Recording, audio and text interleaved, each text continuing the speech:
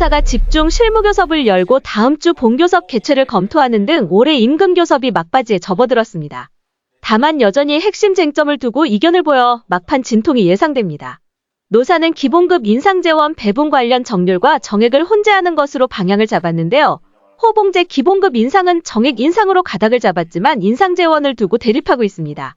노조는 마지막까지 총인건비 집행액을 점검하며 임금 인상 재원을 확인하고 확보한다는 방침입니다. 또한 노사는 수당 개선을 위해 단계적 인상 방식을 두고 세부 조율 중인데요. 4조 2교대 실적급 하락 대책으로는 지정근무를 축소하고 분기당 대체 휴일근무를 조정하는 방식을 놓고 조율 중입니다. 또한 쟁점으로 급부상한 KTX 고양기지 입항 기간제 문제와 자회사 출퇴근 이동권 등 현안 사안들에 대해서도 격론을 벌이고 있습니다. 한편 노사는 이번 주말에도 실무교섭이 이어가기로 했는데요. 그만큼 이견이 크다는 얘기인데 쟁점 해소가 가능할지 관심이 커지고 있습니다.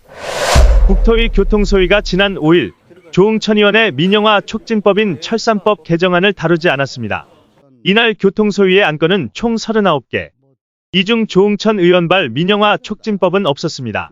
일정상 법안 재논의가 어렵다는 전망이지만 19일 교통소위 일정이 추가로 예정되어 끝까지 지켜봐야 한다는 신중론도 공존하는 상황입니다.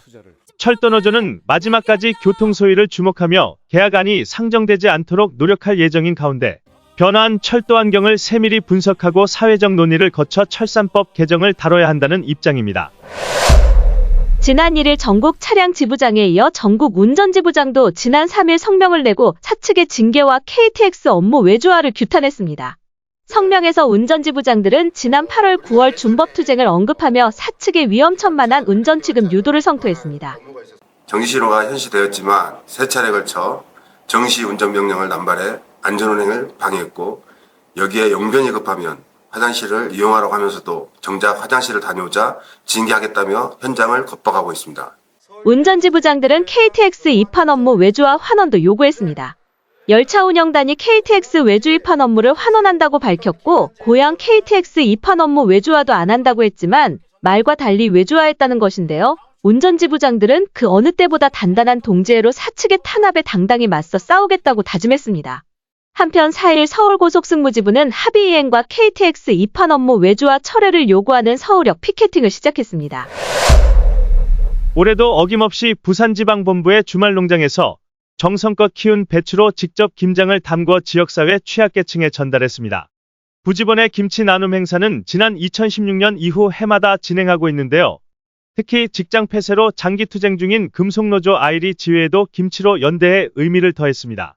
올해 배추 심기부터 행사 마무리까지는 부산정비창지부에서 많은 수고를 해주셨는데요. 이번 행사는 여성의 장애인 자활센터 결의하나에서 참여해 주셨습니다. 지난 4일 코레일 네트워크스와 관광개발 등 철도노조 자회사 지부가 서울역 대합실에서 농성투쟁을 돌입했습니다. 한때 공사의 방해가 집요했지만 자회사 동지들의 투쟁 열기를 막기에는 역부족이었습니다. 자회사 조합원의 처우 개선을 목적으로 매년 정기적 회의를 여는 원화청협이체가 지난달 30일에 열렸는데요. 이날 핵심 쟁점은 자회사 조합원의 출퇴근 이동권 문제였고 자회사 조합원들이 출퇴근이나 업무를 목적으로 이동할 경우 열차나 전동차를 이용할 수 있도록 하자는 게 요구였습니다. 이 문제는 국회에서 다룰 정도로 이미 사회적 논란이 큰 사안인데요. 이런 상황을 국민의힘 의원이 교묘히 파고들어 국정감사에서 제기했고 급기야 국토부는 출퇴근 당시 열차를 이용한 자회사 직원을 무임승차로 규정 전수조사하고 철도경찰은 100여 명을 수사하는 지경에 이르렀습니다. 코레일 네트워크스와 고객센터 지부가 간부 파업에 돌입했으며 15일 전면 파업을 예고하고 있습니다. 지난 2일 민주노총과 한국노총 공공부문 노동자들이 여의도 국회 앞에서 대규모 집회를 열고 공공기관 운영법 개정과 민영화 금지법 제정을 촉구했습니다. 이날 양대 노총 공대위는 민영화 저지, 공공기관 운영에 관한 법률 개정, 직무성과급제 저지, 일자리 확충, 실질임금 보장, 총인건비 폐지 등을 결의하며 정부를 향해 즉시 노정교섭에 응할 것을 촉구했습니다. 한편 지난달 28일 양대노총 공대위가 시작한 공공기관 운영법 개정과 민영화 금지법 제정에 관한 국민동의 청원에는 8일 현재 7만 8천여 명이 동의했으며 이번 청원은 12월 28일까지입니다.